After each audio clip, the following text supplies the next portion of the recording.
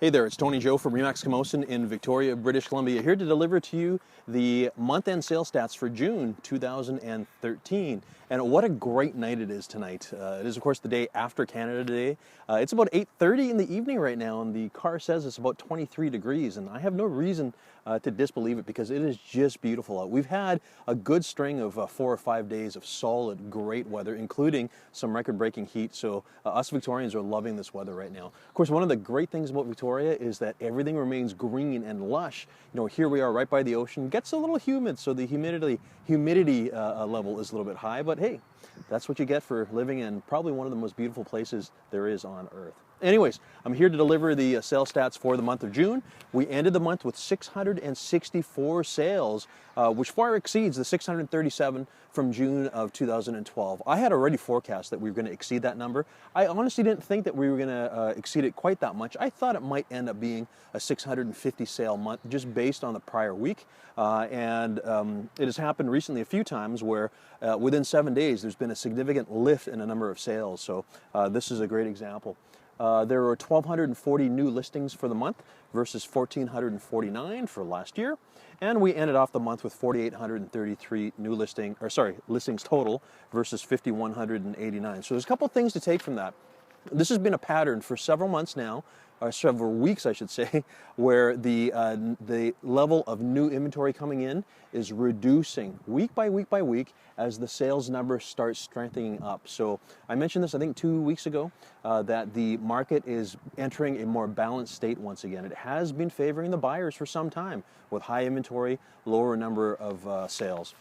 The other thing that I should mention to you is that the average sale price for the month of June versus May 2013 exploded from $565,000 to $635,000. So what happened there? That's a $70,000 lift. Does that mean prices went up $70,000 on average within 30 days? And the answer, of course, is no. We talked about this many times in past. There were 24 sales over $1 million during the month, including one sale at $6.6 million. And of course, having a higher number of higher price sales within a given month just means that the average prices get skewed a little bit. So we always recommend that people look at median house prices over a longer period of time, so say 3 or 6 months, to give a more accurate indication of pricing.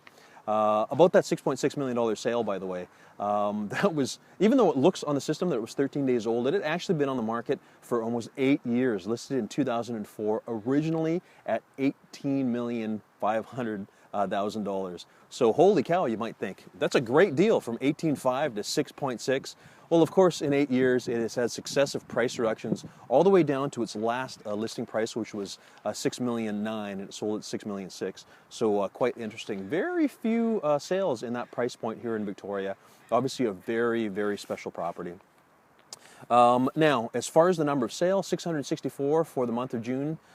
This is actually the strongest sale month we've had since May 2010. So in other words, it's been 37 months since we've seen this kind of sales volume.